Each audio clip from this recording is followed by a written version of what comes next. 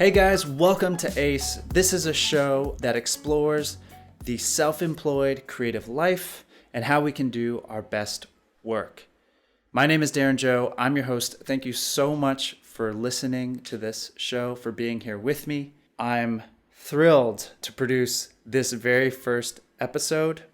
It's about intuition, a concept and a word that honestly I stayed far away from for a long time. In a way, I was afraid of it. I was afraid of relying on anything but myself, anything but my rational mind to come up with answers. But I knew it was time for me to learn more about intuition and to embrace it. And so I looked around to find a guide, and I'm so glad I ended up reading this next book called First Intelligence, The Science and Spirit of Intuition. It was written by Simone Wright. And what really resounded with me is that Simone wants to explain intuition in a fluff-free, practical way. And her book was an amazing resource and probably the book that changed my life the most this year. So, of course, I was beyond thrilled. She was willing to come on the show. Simone is an internationally recognized expert in intuition. She's a coach. She's an author. She's a painter. She's an entrepreneur. She's written for several magazines and appeared on radio and television programs, including the Oprah Winfrey Show. I was honestly very nervous before. I'd prepared over a month for this talk, and I think you can hear my enthusiasm spilling out in the conversation, but I hope you get as much out of it as I did. This is a conversation that I will refer back to often, for sure. So if you want to better understand, embrace, and use your intuition to evolve and to become more, this is the episode for you. So I hope you enjoy our chat. Here we go.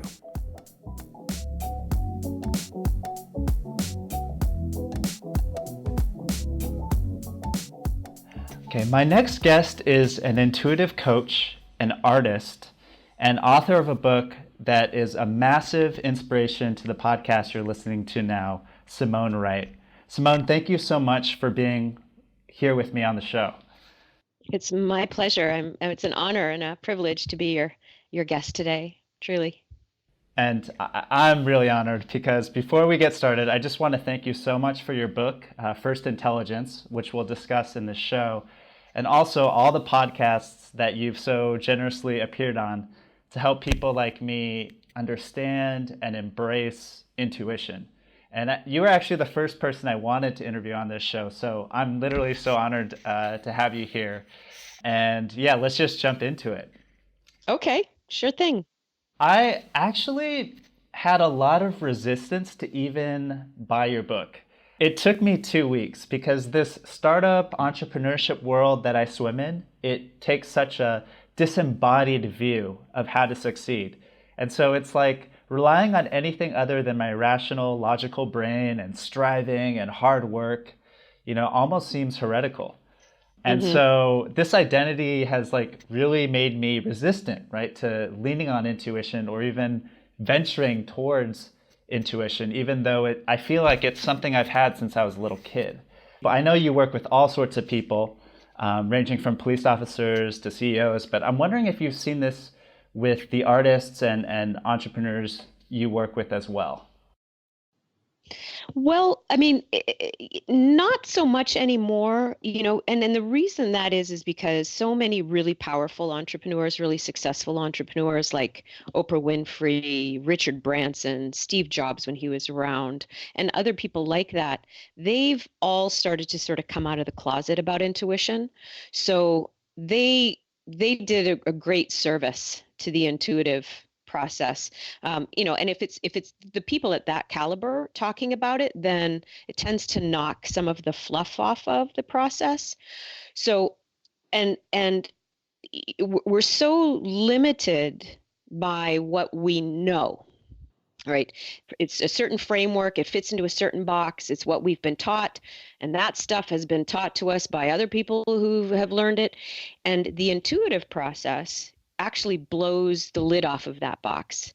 And so people are looking for more and more new solutions, new strategies, innovative ways of doing business. And that's not going to come through the stuff we've learned. It's only going to come through the intuitive process. And so because people are looking for new solutions and new ways, they're more open to the intuitive idea. And that's why we're having a conversation like this, and why ultimately you didn't resist any further and you bought the book. Yay for me. Exactly. So I'm definitely come out of my intuitive closet, so to speak. And I want to ask you, what is the origin story of this book? Because I know you've done all sorts of work before, writing First Intelligence, but, why did you want to write this book in particular? Well, I kind of am like you. I've had this intuitive skill set since I was little. I didn't understand it when I was young, but it was very heightened in me. I use it in my creative work as an artist and as a coach and all of that other stuff. But First Intelligence came as a result of some I guess intuitive detective work that I had done with some law enforcement up in Canada. And a friend of mine who's known me since I was a teenager and understood of my intuitive skill set, he invited me to come and do some intuiting on a case that they were working on up there. It was a pretty intense case. It was a triple homicide gang hit, and they wanted some support. And so I went in there and I used my skill set, and I did some field work with them and gave them some information that they were able to then apply to their case. And ultimately, they got 3 arrests and 3 life sentences. And so that really validated my skill in a pretty skeptical arena. And they had invited me then. My friend said, well, would you want to do this for law enforcement full time? And I said, no, but what if I could teach you guys how to do what I do? In the moment that came out of my mouth, I was like, oh crap, what have I just gotten myself into? And so they said, well, you can do this. I said, yeah, everybody's got the skill set. Anybody can develop it. It's not supernatural. It's a natural skill. It just needs to be developed and trained. And so came back to LA, and I took 9 months to reverse engineer the intuitive process, to be able to really to really understand what I was doing when it was successful and when it worked, and what I was doing when it wasn't successful and when it didn't work. And I developed the first intuition training program for law enforcement in the world. That's and amazing. went up to Yeah. Canada. Yeah, I mean, talk about, walking the razor's edge. And then when I came back, I wrote the book. I took all of that stuff that I had developed for law enforcement and put it into First Intelligence. So that's how that came about. And I know you had this choice, you write in your book that you had this choice between writing First Intelligence or starring in this reality TV show. Or Yeah. not Yeah. reality TV show, what would you call it? Well, yeah, it was reality. It was a reality show. It was about psychic detectives, and it was a program that I had pitched around Los Angeles, and I had a couple of production companies really interested in doing it. And when I used my intuitive skills, because those are both wonderful opportunities, write a book or star in a TV show, and I used my own strategies because I had to pick one. I didn't have time to do both. And the intuitive process said, which in the inquiry is which one was wiser for me at that time, which one would support the lifestyle that I want. And the book ultimately became the choice, the decision.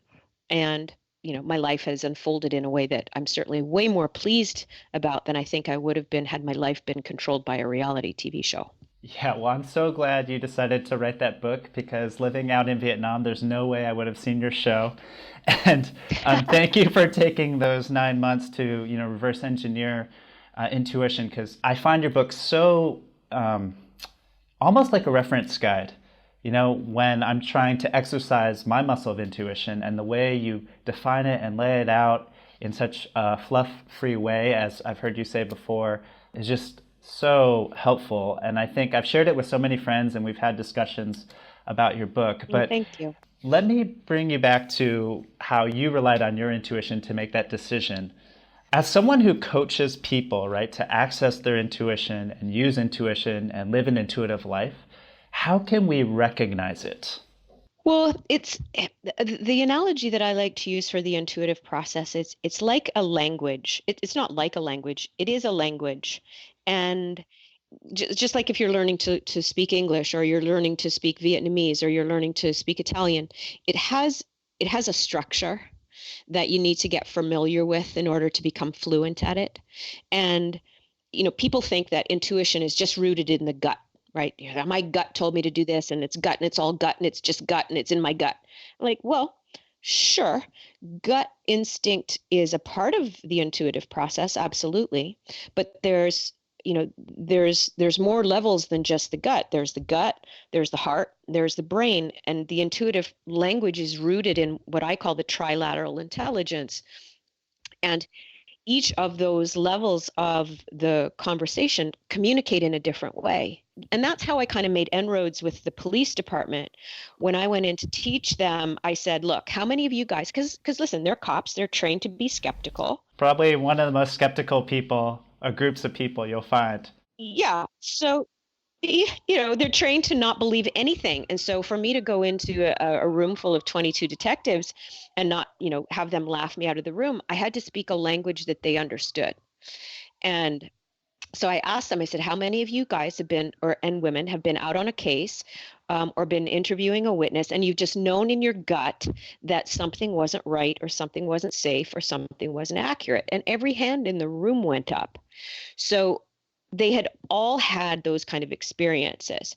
And so that's kind of how I broke the ice. I said, okay, so I'm not telling you something that you don't already know. I'm just going to teach you how to understand it more profoundly. And so the gut is sort of the first level. It's very basic. It's rooted in survival, meaning it's what's safe, what's not safe. Is it a yes or a no? It's a binary intelligence when it's in the gut. It's yes, no, safe, unsafe. So it's very rudimentary in the gut, right? Because there's a whole brain structure in the belly. And then it moves up as it gets more sophisticated. It moves up into the heart. And the heart is, you've heard people saying, I had a heart-to-heart conversation. And the heart is more rooted in connection, communication, compassion, where you can have greater levels of conversation between people. You meet them more energetically. Your heart tells you what to do. Your heart guides you. And then it moves up into the brain, where it's more the visionary intuition. You get an idea about something, you get an insight about something, you get a vision about something, you see something that you've not noticed before. The intuition moves through the sort of the perceptual, the visionary awareness. And then there's sort of a grander, sort of more soul-based cosmic view that is sort of more integrated of everything. And so each of those levels communicates in a different way. And so learning how to recognize when each of those is speaking to us is really where the mastery comes in. And so if the first place I always say is, if you know you've had an intuitive idea before, but you've never claimed it, whether it was in your gut or your heart or in your head, use that as your starting point and build out from there. One part of the book that I want to discuss before oh gosh, there's so much I want to talk about. So is this idea of the unifying field that you discuss in one of your chapters. I believe in it, but sometimes I doubt it, because you put forth this idea that like the answers and futures already exist in this unifying field, and almost like an antenna, we have to clear our static to connect to this unifying field, because that's where, we're really going to be able to know more, as you say, right? And so this idea of the higher mind and the unifying field, I'm wondering, how have you helped others understand this idea and connect to it? Yeah, and that's such a good question, because that really is sort of the tricky part. But here's what's cool about it, is because and again, I say I try to use things that people understand and that people have common experience with. And so the very fact that you and I are having a conversation through an internet call, the very fact that you and I both have cellular telephones, that we communicate virtually all over the globe wirelessly, all of that information that is being transmitted wirelessly is moving through a field of information. And we don't even really need to know how it works. We just know that it does, right? And so the fact that my cell phone has an antenna, you punch in a code and it beeps your cell phone antenna halfway around the world is a validation that information can travel invisibly through vast distance.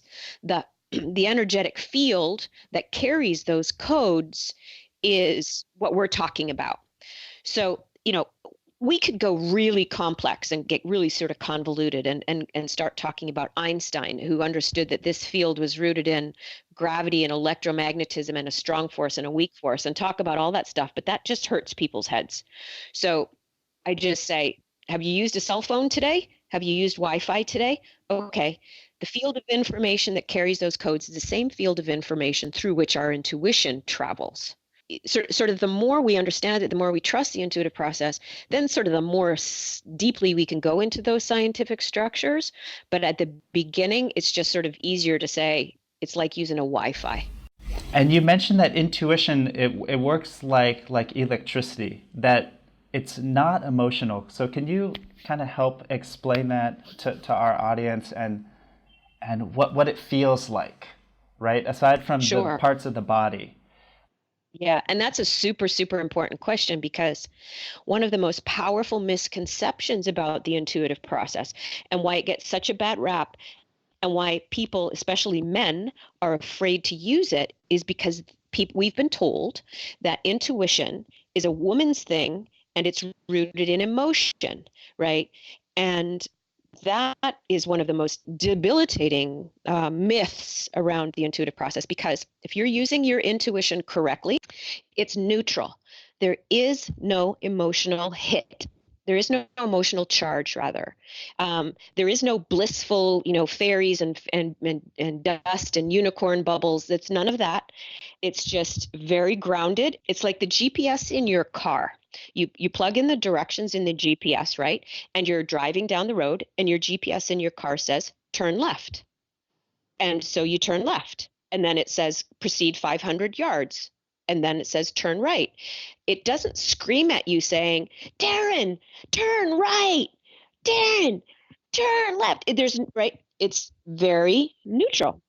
So how you start to develop the understanding of intuition is recognizing that when you get an idea and it feels like your GPS saying, turn, stop, wait, go, pick up the phone, call this guy. That's your intuition. And the reason that it's neutral in that way is because it comes from a level of intelligence that is beyond emotion. It comes from a level of intelligence that's not attached to outcome. And so it doesn't, even when it's a gut instinct, there's a neutrality to it. Even though your gut's like, oh, this doesn't feel safe, it's still very neutral. So that's a really important question, and it's a really important understanding to have. So if you get an intuitive idea and it's full of fairy dust, or you think you get an intuitive idea and it's full of dread or scary, don't do it, you mustn't do it, don't do it. Well, then you go, nuh-uh, that's not your intuition. So the more neutral, the better. Yeah, I love that. That has helped me so much.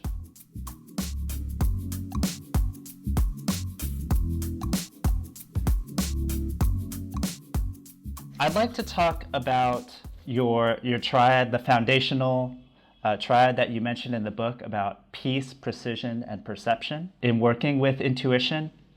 And Sure. Going back to that idea of an antenna, right? And making sure that antenna is clear and static free. You mentioned how important it is for us to have this coherent, peaceful state of mind and this calmness of heart. And in your book, you have this wonderful illustration of a pendulum. And you say, we need to be at the top of the pendulum, not the swinging bottom part, which life rocks us to and fro, right? But that top all the time. still, yeah, all the time. Tell me about it. But that top part of the pendulum. And so, yeah, could you talk about how important peace is to the intuitive process and starting there? Sure. The piece, so the triad that Darren's talking about is if you imagine an equilateral triangle, a triangle of three equal sides. And at the bottom of the triangle, the base at the bottom, that's peace. And on the right side is precision, and on the left side is perception, or it doesn't really matter which side those are. But what is crucial in that equation is the peace being at the bottom of that triangle. And the reason why is that if we don't start our energetic equation rooted in peace, which is rooted in a peaceful heart that then stabilizes a peaceful brain wave function, then, and we talked about this earlier, that this information is electrical in nature. And think of it, if you're really stressed out, if you're, your heart's racing and your mind is going a million miles an hour, the wave function on that is really erratic. It's incoherent. There's no balance. There's no order. It's literally like trying to have a cell phone conversation with somebody who, I don't know, they're going through a car wash, right? It's not exactly. right. It's not going to work. So we have to be sure that peace in this equation, really super important to understand, is that this peace that we're talking about, it's not a dull peace. Like people think, oh, peace, man, like let's go to the local, marijuana store and smoke a spliff and just be like totally peaced out, man. Like, let's do that. No, this is not what we're talking about at all. This peace is very powerful. It's very clear. It's very active. It's very potent. It's still, but it's mighty. Think of it like a river moving through a wide open riverbank versus a bunch of water flowing through a very small riverbank. Like if there's a bunch of water moving through a tight constricted space, you're going to get white water, right? But where there's turbulence and it could be deadly if you're in that water, versus if you open the banks, that same amount of water runs through that shore, and the water is calm, the water is easy to navigate, and you can be stable in that navigation. So peace is always the place we start, but don't misinterpret the word peace for flimsy or weak or stoned. It's not that at all. It's very powerful. And that's where we start all of our intuitive work. And precision, the second part of the triangle, you mentioned that we must ask these precise questions to get precise answers. Yeah. And one thing I'd like you to discuss more is this idea of asking what you call evolved questions. Mm-hmm. So, because sure. could you talk a little bit more about precision in the context of evolved questions? And yeah. Sure. And before I get to that question, remind me of that question again, Darren, if I should forget. But before you even start asking questions, we have to have a precise target. Thank you. You need to be precise about what you want your intuition to help you discover.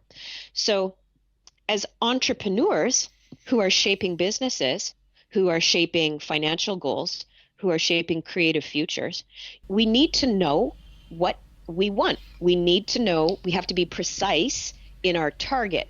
It's like when I'm working with law enforcement, if I'm trying to find a missing child or I'm working on a particular case, I have to give my intuitive mind a place to go. I have to give it a target. And then I plug that precise target into the peace aspect, and then the information that the intuitive mind then shapes the perception, what you see, what you sense, what you feel, what you notice. But the precision is, you need to know what you want. You need to know what you want to create. You hear a lot of people sort of in the spiritual new age, and even to some degree in business, you say, well, No, not so much in business. I'm not going to put that cloak on business. But in the spiritual practice, they'll say, I'm just going to let the universe decide. I'm just going to let, it come to me. And I'm like, hold up. If you don't, if you're not precise about what your goals are, what your visions for the future are, financially, relationship wise, health wise, business wise, if you're not precise about that and you just leave it up to the universe, you're going to get the law of averages, which is the law of the collective. And you know that 95% of the people aren't getting what they want, or you're going to get the law of your subconscious, which is there's a lot of right, subconscious program, right? So we have to be precise in our target. So that's the first precision. So that you got to own that like your hair's on fire. And then the second part of that precision then is asking empowered questions. And that is, okay, what's the first wisest thing for me to do today to meet that goal, to meet that ideal, to hit that target? What's the wisest, most appropriate thing for me to do today? Versus, if you're having a rough day, why is this happening to me? Why are those other people more successful than me? Yes. I always say when you're asking a question, never ask a question, should I, would I, or can I, or why is this happening? I always say ask questions that start with how or what. How can I move my project forward today? What is the wisest choice for me to make in this moment? And an idea of a powerful, precise question is to start with what or how, and to keep it in the present moment. To not say, what am I going to do 6 months from now? That who cares? It's just like, because so many things can happen between now and 6 months, but what is important today? What is important this morning? How do I move this forward now? Just like the GPS in your car, right? It doesn't tell you what to do 10 miles from now. It tells you what to do 10 yards from now, right? So precise, powerful questions are rooted in the present moment and are based on how or what. And because you want a question that you're giving your intuition to be able to support you in taking action. Right. And so if you're asking a question, why isn't this working? Why that there's your intuitive mind can't direct you. That is so incredibly helpful, and that was actually one of my favorite parts of the book, where you juxtapose, two different questions. Instead of the why question, what type of question you could ask that's much more precise and empowered. And like the way you just broke it down there helps me even more. And Yeah. I kind of want to hit on that point of your subconscious, because I think one part of the book that so grabbed me was when you say we need to make a brave choice. Like intuition, this isn't a wimpy thing. That because we have this superconscious and conscious and subconscious, right? And the cycle of the intuitive mind, we have to make a firm choice to direct our conscious mind to kind of be like the conduit between the superconscious and the subconscious. So our subconscious acts in concert, right, with what we say. It's not, okay, maybe I'll go to that country. It's, I'm going to that country. Or Yep. And yeah, could you talk a little bit about what you've seen really help your clients with this making a brave choice? Yeah. Well, I mean, and you just kind of answered the question for me. I'm sorry. But I'm just no, like no, no, so. no. That's great. It's great. It's great. But it's and so what? Again, we need to be able to give the intuitive mind a direction, and that's the conscious mind. The ability of the conscious mind. The conscious mind has the power to choose. It says, this is what I want. This is where I'm going. It's a part of that precision, right? It says, this is what I want to create. This is where I'm going. Again, like the GPS. I want to go from San Francisco to New York. I'm punching in, I'm going to New York, and then we move. So the conscious choice, the ability to make a powerful choice, is really important. It's the fire in the engine of the intuitive process. It's like if you make a wimpy choice, if you make a half-assed choice, then the results are going to be in direct proportion to how much power there is in your choice. You're like, meh, I don't know, maybe, I don't know. It's like, nah. uh that's not going to fly. So the conscious choice, and I say it in the book, is kind of like the mother in the front seat of the car, and is saying to the subconscious mind, who are the children in the back seat, be quiet, be quiet, be quiet. And the back seat children aren't hearing until the mother says, be quiet, or I'm coming back there.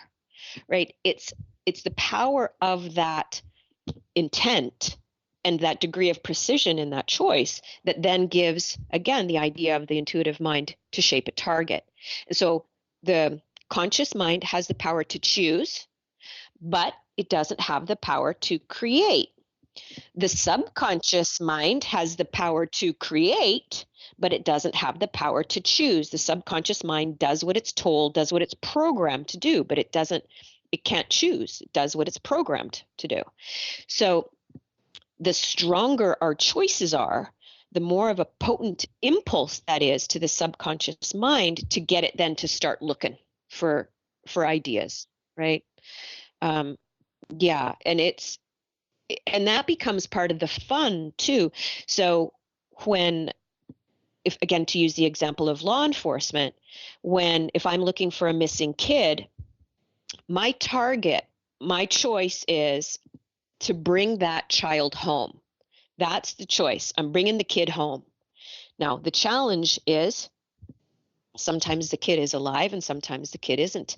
So I can't say I'm bringing the child home alive, because I don't know if the kid is dead or alive. The only choice and the power behind that choice is I'm bringing the kid home. And then I say, show me the kid. Where's the child? Where's Jamie? Or where's Donna or whatever? So the choice is very implicit. The conscious choice is very implicit. And then the question and the direction comes after that. But without that implicit conscious choice, then the mind has nowhere to go. It just sits there. Yeah, that is so beautiful. And so let's talk about the direction or perception, right? Because I think that such an empowering part of your message and this book is that we have all the answers. Like, our intuition is there ready to serve us, and it serves only us, right? Yep. And not other people. So that's empowering, but at the same time, it's also maybe intimidating for, say, people like me who haven't built up my intuitive muscle so much. And so Sure. how to have that sort of inner certainty and confidence that I'm perceiving in the right way. And I mean, obviously you're gonna make some mistakes, and it's a muscle that needs to be worked out, right? As you mentioned, I love that metaphor you use. But yeah, like, do you have any tips there? Sure. So the perception part of it is, once you've generated peace, then you've amplified your precision with a strong target and a strong ask. Then what's going to happen is your intuitive mind, that's rooted in your gut, your heart, your visionary power, is going to start to sort of scan the field for information that's in alignment with your target.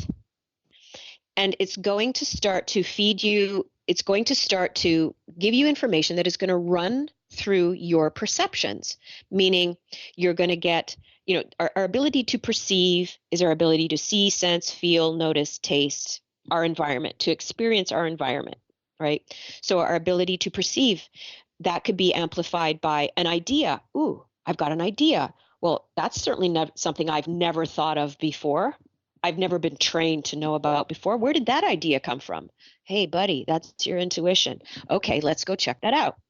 Or you suddenly get a memory about something, or you suddenly have the smell of chocolate chip cookies in your nose, and that reminds you of your grandmother and the kid you went to school with, and it sort of leads you down this trail of perception. And those little cookie crumbs of perception are the things that we need to start to pay attention to. It's like, where did that come from? And the way that we really know that our intuition is really active along that perception route is if we're getting ideas that we would have never thought of before, because again, it's coming from an expanded, it's coming from a more grand level of consciousness. And so oftentimes I'll say, if you get an idea that comes from out of the blue that makes absolutely no sense to you, that's your intuition, right? that becomes a perception. And so Albert Einstein said, you can't solve a problem from the same level of consciousness that created it. So if when our perception becomes activated, it will often give us impulses, ideas, memories, dreams, thoughts. You'll hear a song in your head, you'll see a billboard. It's just different ways of perception, of perceiving things that wouldn't be sort of along our normal Darren or Simone idea of thought. And when that happens, that's like, okay, score 100%, do it. Now do it. And then this speaks to your idea of how do I build confidence in that? And here's the tricky thing, and why I say that living an intuitive life is not for sissies. It's just not, because when an intuitive hit comes, you have to take action on that hit. You're not going to know whether the intuitive guidance was correct until later, which scares the bejeebers out of most people. Right? They want to know if if I take this action, I got to know that it's right. Right? Right. And so even if I know it's my intuition, I'm not going to do it because what if I'm wrong? And so the courage and the power of the muscle comes from, okay, get an intuitive hit, act on it, then notice what happens. Get an intuitive hit, act on it, notice what happens. And it's also important to understand, and this is really important too, that our intuition will serve us in two ways. And I don't know that this is in the book, but intuition will serve us in two ways. It'll serve us along the path of least resistance, and it'll serve us along the path of highest good. So the path of least resistance is you get an intuitive hit, you take an action, and boom, boom, wham, bam, thank you, ma'am. It happens easy peasy, light and breezy, done, right? And then on the other side of that, intuition will guide us to do things that stretch our courage, that develop our mastery, that invite us to let go of old patterns, that invite us to think bigger, to stop playing so small, that will scare the shit out of us, excuse my language, but that if and this is why having a really important target is so important, because especially as an entrepreneur, that as entrepreneurs, we are hardwired to take risks that most people won't take. And intuition is the guidance, especially the part that is of the highest good, that is going to ask the entrepreneur. It's going to say, hey, buddy, you got to grow here. Hey, you got to stretch beyond your comfort zone. Hey, you got to reach beyond what you know you've done before. And if you stretch, if you reach, then the intuition will continue to respond to that reach. But most people tend to think that intuition is only working, I'm using air quotes there, is only working when it's the path of least resistance. And so they think, but my intuition is telling me to do something that's really scary. And I just know that if it's my intuition, then it's all going to be, it's all going to be no resistance. And like, nope, that's not accurate. So using this idea of how do I build muscle? How do I develop confidence? You develop confidence by doing it, repeating it, falling down, getting your hands dirty, screwing it up, understanding that it will show up some ways along the path of least resistance, and other times it'll show up along the path of highest good. And the path of highest good is going to stretch you. It's going to freak you out. It might not work right away, but if you stay committed to the vision, eventually over time, it will start to work out, and you'll generate a momentum and a confidence to trust it. And then that will boot you back onto the path of least resistance. So it's kind of like this windy snake of a path. But you're only going to get braver by practicing it and being willing to get it wrong. Yes. And when you mention higher good, you mean higher good for yourself, for the world, or how do you define that higher good? Well, my belief is that the dreams, the desires, the goals, and the visions that we have for ourselves, they are there to shape us and craft us or carve us into our ideal, most powerful potential, right? Like our visions for our entrepreneurship, and I sort of say this jokingly. I say, sometimes we think that the vision that we're creating, that we're out there to save the world and we're out there to do good stuff for other people. Sure, that's part of it. But the greater gift is who we become along the path towards our entrepreneurial dream. And then when we step out into the world as a braver, more coherent, more whole, more powerful, more honest person, that becomes the ripple effect of what and who we are in the world. And ultimately, that's what serves the world.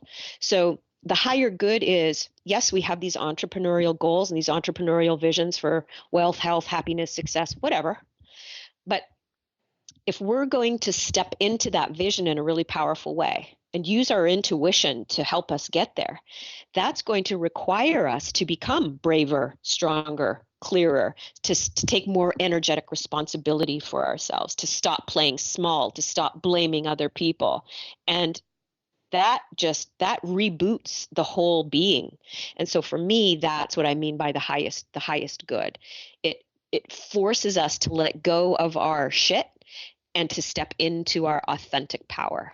And that's a huge responsibility, and it becomes a huge honor and a huge privilege as well. So, we think it's just about being an entrepreneur, but there's this whole other, soul aspect involved. Yes. That goes beyond it, Like the ripple effect of who you are becoming is so much more powerful. Oh my gosh. Yep. Yeah, for sure.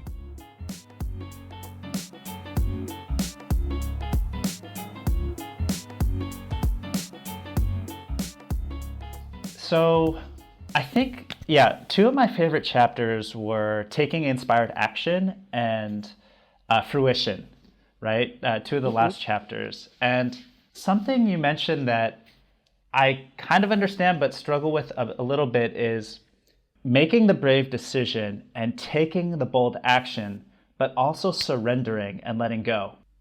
Yeah, I sense a contradiction in them, but I'm wondering if you could talk about that a bit more, because something that's so beautiful that you mentioned is trying to force the outside world to be different and striving and pushing against something. That's not necessarily the answer. Right. And that we have to sometimes, take that bold action, but then just let go. And then, like you said, see what happens. We get the hit and see what happens. But that contradiction is I could see that being challenging. It is very challenging. It is very challenging. And we would call that in mystical practice or metaphysical practice, we would call that a paradox, right? Where two things are true at the same time. Two different things are true at the same time. Yes. Right. So, and paradoxes exist everywhere in nature, right? So again, a paradox is not an anomaly by any stretch of the imagination. It exists everywhere. So the idea becomes, okay, as entrepreneurs, we're really good at this. Be 1,000% committed to your target in that precision way. It's like, this is what I'm creating in the world. Come hell or high water, this is what I'm doing, right? 1,000% committed. The passion of fire, the courage of your heart, the courage of your convictions. This is what I'm doing. And then having absolutely no attachment to how it shows up. Yes. Right. 1,000% committed to the what, but no committed to the how. That is what I call it is a balance of will and grace, not the NBC sitcom, but two energies. That's the focus of will, the focus of your conscious choice, 1,000%, and then the grace of then allowing the subconscious mind, the intuitive mind, to come forward to direct you in how that might come about. And here's the hinky thing is that, and why it's really important to be able to let go of the how is because when we're using the intuitive mind, again, it's coming from a different level of consciousness that in our little bitty level of consciousness, Darren version 1.0 and Simone version 1.0, we could never in a million years figure out how the field is going to strategize a scenario to position you in a place where the synchronicities and the coincidences that are essential to you achieving your vision, we can't even comprehend how that would come to being, right? Yes. So this is why we let go of the how. 1,000% committed to the what, no attachment to the how. And the letting go of the attachment to the how is one of the biggest challenges for an entrepreneur, especially if we come from a business background, or we've got an MBA, or we've gone to school and we've studied marketing and we've done this and we've done that. We've got all of this knowledge and all of this strategizing, and we're trained in strategy, but intuition doesn't work in that way. Intuition is not linear. It moves in multiple directions all at once. And so if we're willing to, sure, don't throw the baby out with the bathwater. Use your strategies, use the things that you've been trained to, but also be willing to invite this sense of the unknown, because the unknown is going to be what blasts you, like in a quantum way, from A to Z instead of A, B, C, D, E, F, right? So yeah, it's a paradox and it's a big challenge, but once you get the hang of it, you go, okay, all right, I see how this, and what that also does is letting go of the how, it generates greater flow. So when things seem like they're not moving, you don't get your panties in a wad because it's not moving, right? And I can use this as an example right now because I'm working on a big project with NASA, and I'm developing this big international art show to celebrate the 30th anniversary of the Hubble Space Telescope next year, to launch it in Pasadena. And at the beginning of the process, it was all path of least resistance. Just one thing after another went really well. I got permission and approval from NASA. I got all the artists that I wanted. Just boom, boom, boom. Things were really clicking. But now, as it's getting closer to the target, I'm meeting resistance, right? Stuff that used to happen really easily isn't happening. And the strategies that I was using at the beginning aren't working now. So I'm going, okay, I need to let go of the attachment of how this is supposed to look according to the gurus who tell me that this is how you build an international art show, because that's not working, right? Yes. But you stay committed to the vision, and each day you say, okay, what's the appropriate action for today? Who do I reach out to today? What emails do I send today? And that information might be, let's just take a day off. Let's go to, right? And you go, okay, I don't need to push today. No, you don't. Okay. Right. Does that make sense? It makes total sense, but I think it's a new way of being for many of us. Like I get it. I do get it. It makes total sense, but sometimes it's hard because you're so much in that what mode that it's tough to let go and step back and let the how flow in.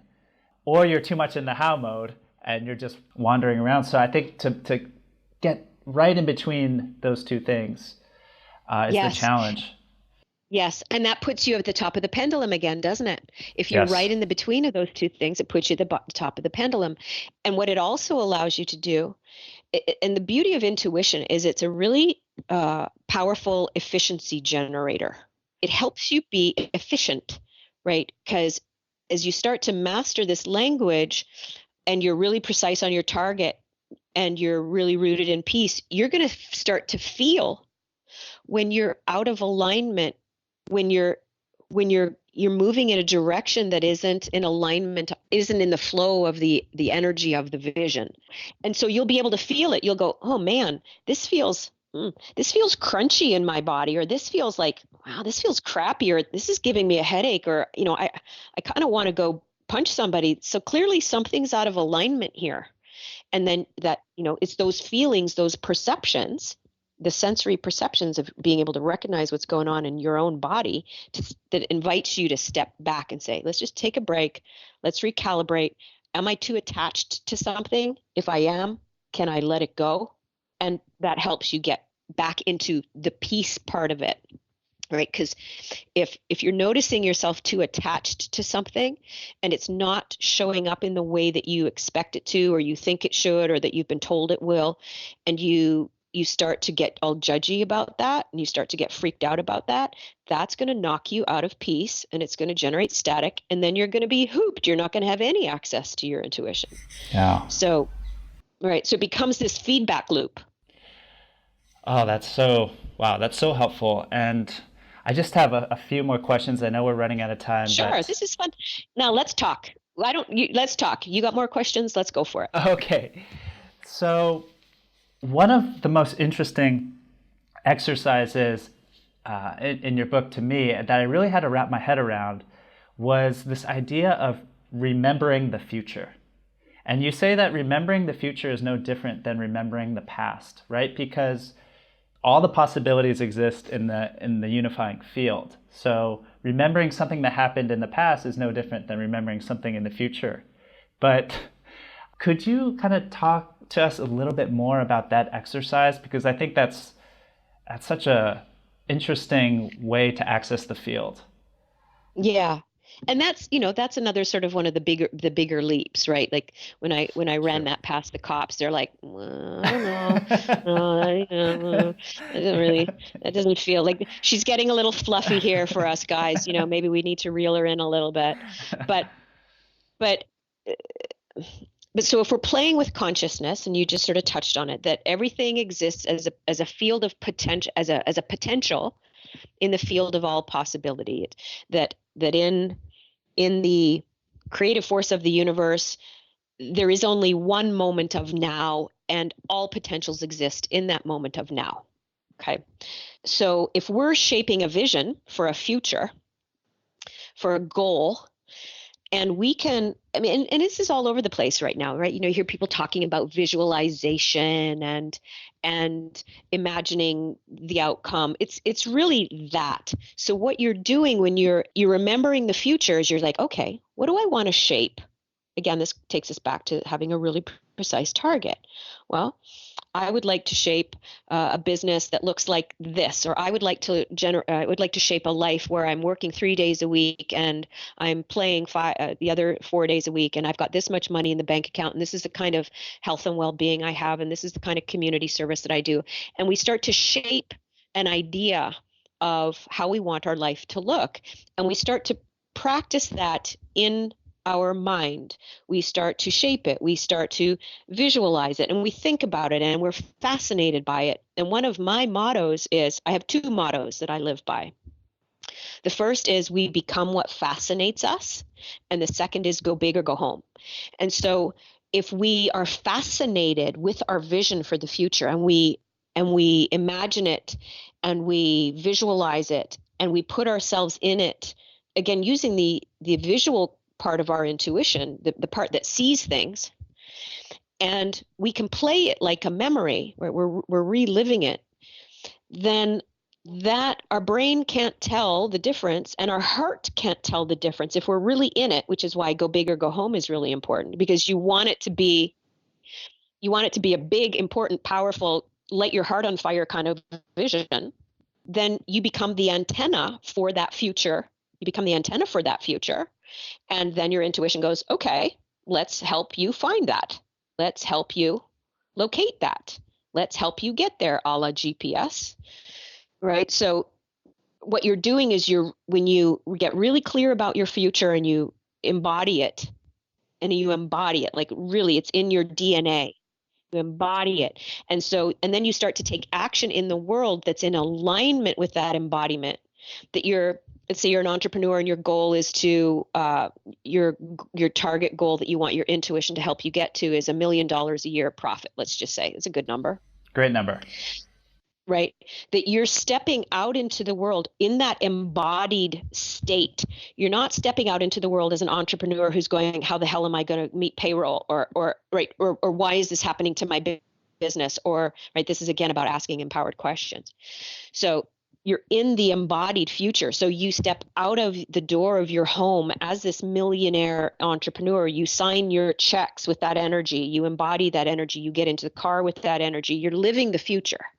And it becomes an embodiment then that every cell of your body starts to respond to. And then the field starts to respond to that as well. And so that's when you have synchronistic meetings. You bump into somebody on the street who actually, tells you where to go look, or who's hiring, or where the best bank loans are. And so you start to make the future welcome, and who you are being, which is also really important, and it's not in the book either. Who you are being shapes what you are doing, which shapes the stuff you have. So it's being shapes doing, shapes having, right?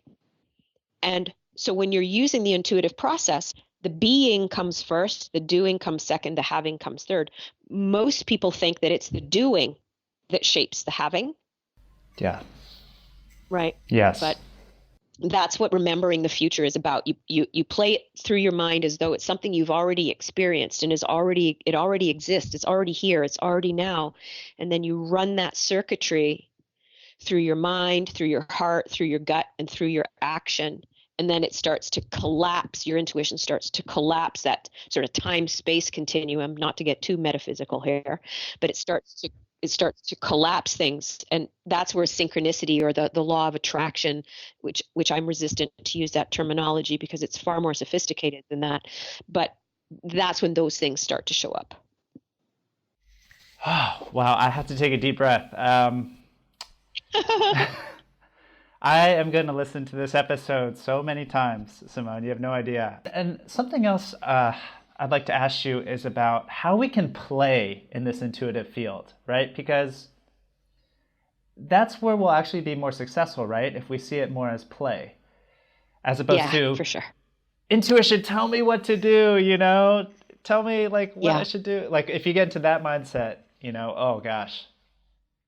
Yeah, it won't work. Again, because that distorts your piece. Distorted piece, foundation. Wrong question, not a precise question. And so, think of it like, again, this is learning a language. It's learning a language. So at the beginning, you kind of have to be diligent about, okay, does my verb go here? What's the feminine of this? Or learning to drive a car, right? You're like, okay, I got to do this and this and this. I got to remember how to do this. But then when you get good at it, then it's like being a musician. You can riff and you can play and you can improvise, and it's just woohoo. It's just total fun. It just, right. You're not all up in your head about it. Am I doing this right? Is it correct? La la la la. So one of the fun ways to start to integrate play is, sure, absolutely have your really important target. Absolutely. The thing that you want to build or shape as an entrepreneur.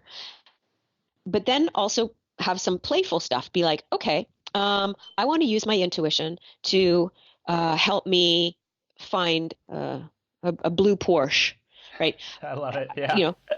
Right? Yeah. It's like, let me, right? I want my intuition to, my goal, my target is today is blue Porsche, and blue Porsche. And my target is blue Porsche. There's no pressure. It's not like it's your blue Porsche. You just want to see a blue Porsche, and you play with it. Or it could be a piece of bubble gum, or it could be, I want to see a red bird, or you think of a friend and you're like, I'm thinking of my friend, and I'm thinking of my friend. I'm thinking of my friend, and maybe they'll Facebook you or they'll call you and like, ooh, or you're, something will happen. If you can play with stuff that doesn't have, it's not life or death. Yes. It's not you trying, right? It's not you succeeding in $1 million way. It's not you bringing a kid home. It's just fun. It's just fun. Then that will start to develop those muscles. It'll start to validate the practice because you're having fun. It's not a make or break kind of thing. And over time, those things you'll start to recognize them and go, oh, hey, it worked. Oh, okay. It worked with the blue Porsche. Okay. Now let's see if I can find a piece of double bubble, like something really obscure, but right. And you just start to play with it that way. And over time, that develops a confidence because you're seeing how it works in these sort of more whimsical ways. And you go, okay, if it works with bubblegum or it works with a blue Porsche, it'll work with these other things. It's just going to depend on if I can stay unattached. And the reason that it will work with a blue Porsche or a piece of bubblegum or a red-breasted robin is because you're not attached. You're like, whatever, Right. Yeah. Not going to be life or death for me if I don't see a blue Porsche today. And so we can handle those things that are more playful with a degree of lightness, then if we can bring that degree of lightness, and this is the challenge, I understand. This is why it's a mastery practice. If you can bring that same degree of lightness into the important targets, then it will work just as effectively. But and then once that starts to roll and you start to get feedback and you go, hey, this is working, awesome, okay, more, yeah, give me more, awesome. It then starts to develop a life of its own. Right? Do you speak a second language? I do. Yeah, Spanish. So when you first started to learn Spanish, you had to really be all thinky about it. Yeah. But Yes. right. And you're like, did I get that right? And I'm trying to learn Spanish too. And I just butcher the language, but it's getting easier and easier. Now it's getting more fun. And the more easy it gets, the more fun it gets. So now you could probably think of speaking Spanish and not have to really worry about it. It's just that part of your brain kicks on and pew, it comes out. And so when you're first learning Spanish, it's all very formal. It's, proper uses of things. And now you're like, hey, dude, hand me a beer. And you're saying it in Spanish. And it's play, right? So that's how I would suggest it. Practice with stuff that has really, it's not going to be life or death. It's fun, but you'll know it. You'll recognize it because, a blue Porsche is pretty obvious, right? You'll be like, oh, there's a blue Porsche. Hey, I did that. Yeah, that's how I would suggest play. Oh, and I think that's just a great way to end our discussion. This has been just such a joy for me, Simone. Thank you so much. Your voice is so singular, out there, and I truly appreciate it. Please, all of you who are listening, do read the entire book, First Intelligence. It's a great primer for how to use and embrace your intuition. And where can we follow you and look at your amazing art as well, Simone?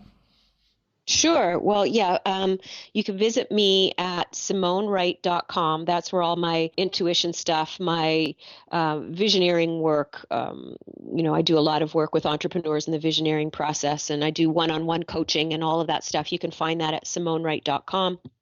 I'm always coming up with a new class, and I'm always bringing on new coaching clients. So if you want to reach me through there, you can go there, and you can see my artwork at SimoneWrightFineArt.com. And yeah, and then the NASA project that I'm working on. Yes, tell us about the NASA project. Yeah, well, that again was sort of an intuitive thing. I painted wildlife for many years as an artist. I would go to Africa and paint and go on safari and come back and paint African wildlife. I did that for 20 years. I was very successful at it. I loved it. It was awesome. But then one day I was just done. My intuition said, this is the end of this.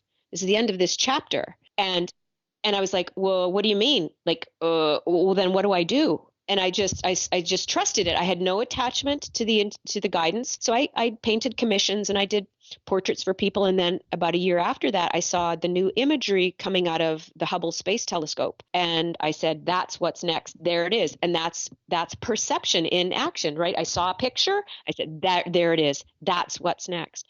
And so I took a couple of years to develop these big giant paintings of the galaxy and all of that imagery coming from Hubble. And then I said, I want to participate in a really big show. Again, that was intuition saying, let's create something really, really, really big. And I'm like, okay, how do I do that? What's the wisest choice? And the answer was call NASA. I'm like, okay. So call NASA. Okay. So I called NASA, and NASA referred me to their Hubble science team, and the Hubble science team said, absolutely, great, for sure, go for it. And NASA gave me the heads up, and they put me in touch with the Science Telescope Institute. And there was, like I said, there was all of these initial yeses. And so that has led to, that was 3 years ago. And so now we have 70 artists from all over the world, all inspired by the Hubble telescope imagery. And the 30th anniversary is April 22nd, 2020. And so we're going to open the show on April 22nd. It runs for 4 months in Pasadena. And then concurrent to that, we're also doing the STARS Creativity Conference. And the S stands for science, The T is a plus sign. A and R is for art, so you get STAR. STAR's Creativity Conference, and it's our version of the TED Talks, and it's the integration between science and art, and how when science and art are integrated, that's where massive creativity comes from. That's where massive innovation comes from. And it's at the root, it is exactly what we're talking about in the intuitive process. There's a science to intuition, and there's an art to intuition. And when the science and the art, or the science and the spirit, come together, that's when you blow the world open. And so the details for that are at artofthecosmos.org. Artofthecosmos.org. And all of this stuff, especially the stuff with the NASA project, and any of the teaching and stuff that I do on the SimoneWright.com site, and even the artwork, is all guided by intuition. Some of it is a home run right away. Some of it starts with a lot of momentum, and then you've just got to stay persistent in the vision when stuff starts to get challenging and you meet resistance. Because when you're shaping a new reality, when you're meeting a new level of power, when you're stepping into a new level of identity, you're gonna meet resistance. It's just part of the deal. And the intuition helps you navigate that resistance so you don't lose your mind when the turbulence of real growth and transformation kicks in. So those are the ways you can find me: SimoneWright.com, SimoneWrightFineArt.com, and artofthecosmos.org. Simone, what a life you have lived. I feel like there's so many layers to you, and I only know maybe one or two of them. But it has been an absolute pleasure. Thank you for being one of the first guests on this show. It means so much to me. And yes, thank you. You're welcome. You're an awesome interviewer, and congratulations and awesome success for your podcast. You deserve it. Well done. Did you like that episode? Press subscribe, leave a review, and tell your friends about us. Yeah, if you want to join the conversation, you want to talk more about this episode, go head over to upstartist.tv/ASE. That's ASE.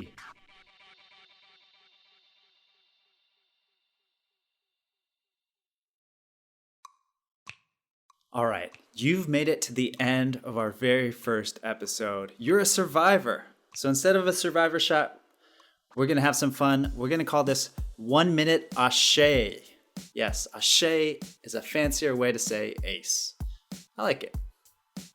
This is the beauty of this 1 minute ASE, is that you don't have to do anything. It's not an assignment. It's not homework. You don't have to solve anything or do anything. Just take this thought or question or quote like a seed, like a tiny, tiny, tiny seed. Take it with you, and every once in a while, shine some attention on it. So Simone said that we need to pay attention to the cookie crumbs of perception. The ideas, thoughts, impulses that come out of the blue that make absolutely no sense to you, that we would never have thought of, that we're not trained to think about. So as you go about your day and your week, I just want you to recognize those cookie crumbs. Tastes good too, right? Yeah. Pay attention to those thoughts that come out of the blue that you've never had before, that are in service of your vision and of your question. That's your intuition talking to you. We'll see you next time on ACE.